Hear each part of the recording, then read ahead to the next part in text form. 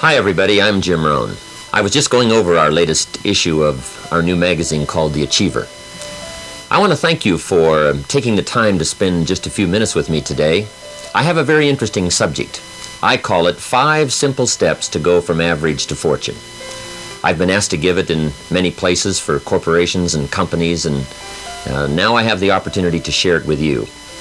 It's a pretty big subject for someone like me. For my life started out rather modestly, up in farm country in Idaho where I was raised. I grew up in this little community of some 4,000 or 5,000 people, and went to high school, graduated, went to college for a year and a half, and then I quit, decided I was smart enough, and got me a job to see if I couldn't make all of my ambitions come true. My parents, I think, gave me a very good foundation, a very good start. I was an only child, so I think they took some extra time with me, and got off to a pretty good start. A couple of years after I left school, I found a very beautiful young lady and persuaded her to marry me, and kept making all of those grand promises, as we're inclined to do, that everything was going to work well and that she had made a wise decision. Well, 2 or 3 years after I'd gotten married, it didn't look like my new bride had made such a wise decision, because I'm now starting to struggle. I've got far too much month at the end of the money, if you've ever known what that's like. And I'm wondering what to do. I'm behind on my bills. I'm willing to work hard, that's not my problem, but it isn't going as well as I had thought it would up until that point. I'm struggling. And I'm wondering what to do. Should I go back to school and get some more education? I didn't have any capital to start a business, so all these questions were going through my mind at a time when I needed some answers, how to really become successful and how to turn my life around. Well, at age 25, good fortune came my way. And sometimes it's a little difficult to describe good fortune. Why do unique things happen to you when they do? Part of that's a mystery to me. I really don't know. One of my friends says, well, things don't just happen. They happen just. And maybe that's it. I really don't know. But my good fortune was, at age 25, I met a very remarkable man. His name was Mr. Schoaf, Mr. Earl Schoaf. And he's the gentleman who gave me those last final answers that I had been looking for up until that time. Mr. Schoaf was a very unique gentleman. He was a businessman, an entrepreneur. He had several businesses. And he took a liking to me, and he hired me, and I went to work for him. I spent the next 5 years working for him. And then, unfortunately, at the end of that 5 years, he died. But I did get to spend 5 years with this remarkable man, and he's the gentleman who gave me the answers. He gave me the points and the ideas that helped to really turn my life around. And I will always be grateful for finding someone who took the time to share their information with me. The best thing Mr. Schoaf gave me was not a job. The best thing he gave me was the benefit of his philosophy. And fortunately for me, his philosophy worked for me. I practiced it, I utilized it, and I put it to work. And about 17 years ago, I was living in Beverly Hills. And I was going through all the notes that I'd gathered up during that 5-year period. And the idea came to me, why not share these ideas with other people? I've used them to change my life. Things have worked out well for me. I wonder if others might find them interesting. So I put all of the material together, and 5 years ago gave my first lecture, my first seminar. And ever since then, I've spent more and more of my time lecturing and sharing ideas on how to do better, how to make your life personally, socially, and economically work out better. And especially for the last 6 or 7 years, I've had the opportunity to travel around the world. The seminar's been translated in many languages, and I find myself now spending the biggest share of my time lecturing, sharing ideas, and trying to come up with answers that can make a difference in your life. Let me give you this simple little talk, how to go from average to fortune. There's 5 simple steps.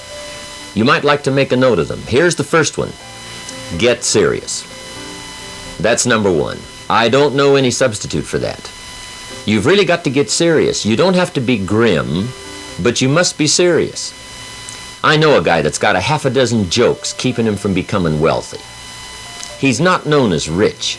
He's known as a joker, which I guess is okay if that's the kind of life you want to live.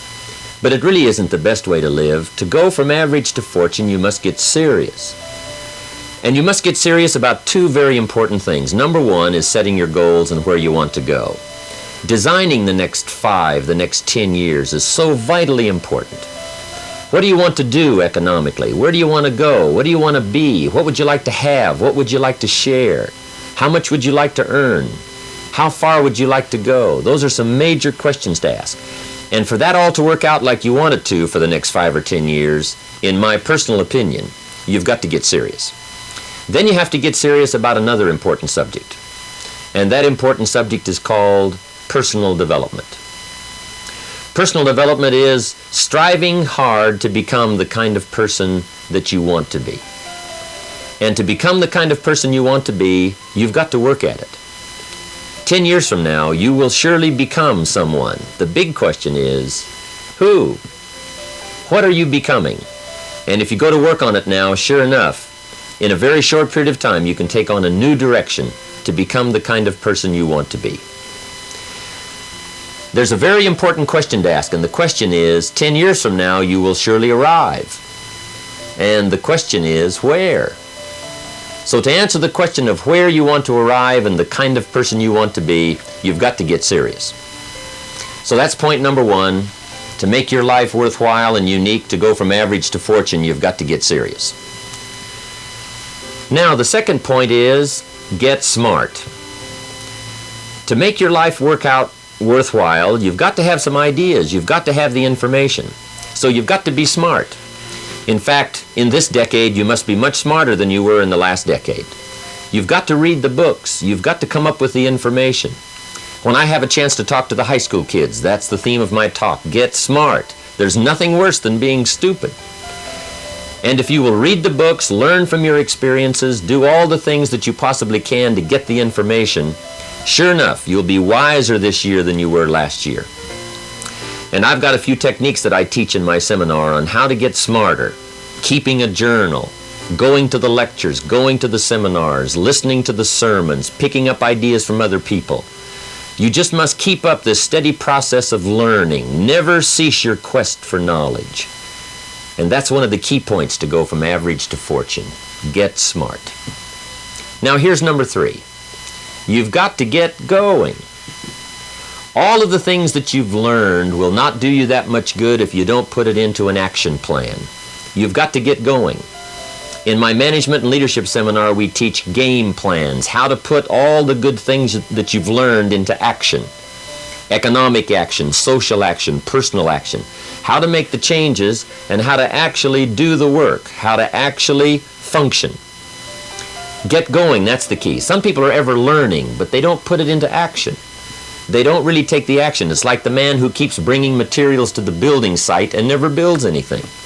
He keeps bringing in the sand and the gravel and the windows and the doors and the roofing material, and he just stacks up all these supplies, but he never builds anything. See, if you do that long enough, fairly soon they'll come and take you away. You've got to do something with what you've learned. You've got to take action. You've got to get going. So that's one of the most important things to learn, how to design your days, how to design your weeks, how to design the months so that you take the proper action to get the proper return that you're looking for, whether it's economic or personal. Get going. It's a major key. Now here's number 4. You must get excited. And not just the false enthusiasm of just pure positive thinking.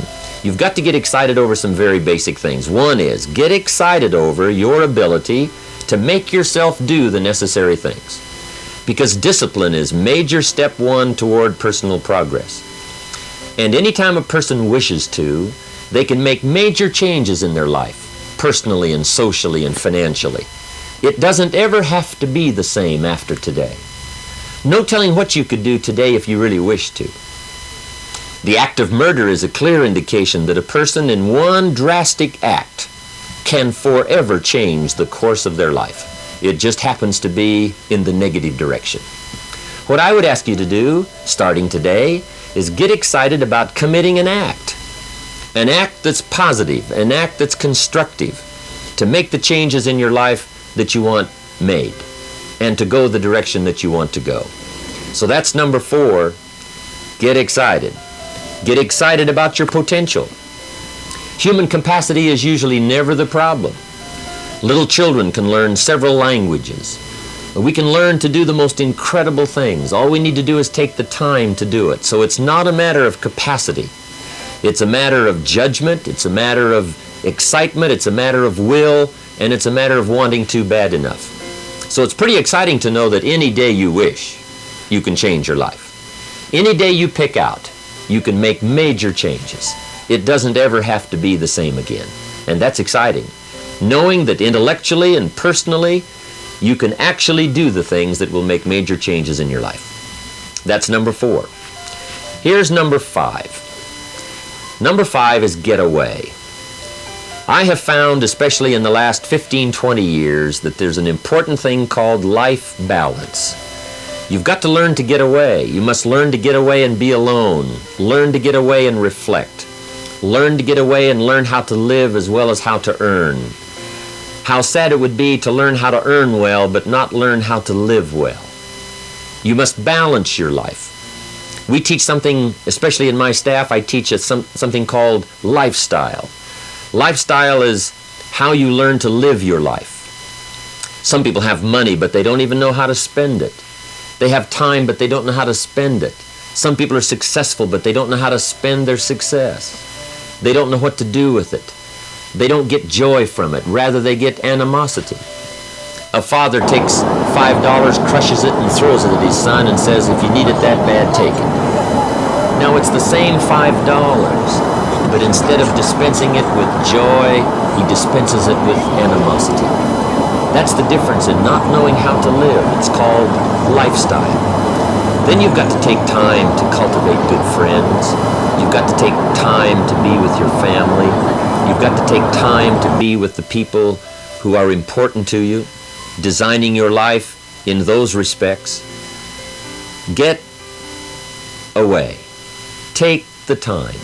Reflect on your life. Recharge your batteries.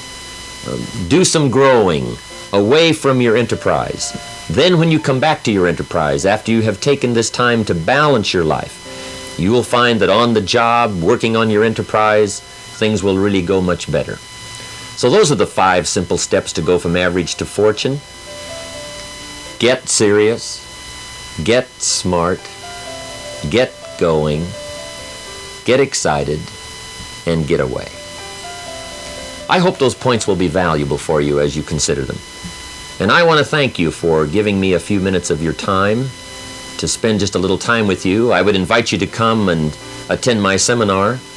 If I get a chance to see you there, I'll be happy to meet you. We usually have several hundred to 1,000 people attending the seminar, and I'd love to have you. I think I have some interesting things to share about life and about economics and how to do better. I've learned a lot these last 15, 20 years, and I've capsulized it in one evening. It's from 7 to 11. It's 4 hours of some very interesting material, and I think you'd find it exciting. I've got some ideas to share. I don't claim they're right, I just claim they're my ideas. But if you'll take the time, if you'll spend an evening with me, I think you'll find it rewarding. And I want to thank you for giving me this few minutes of your time. And for you giving me some of your time, I would just like to sincerely share this with you. Do not walk in front of me. I may not follow. Do not walk behind me. I may not lead. But walk beside me and be my friend. Thank you for listening.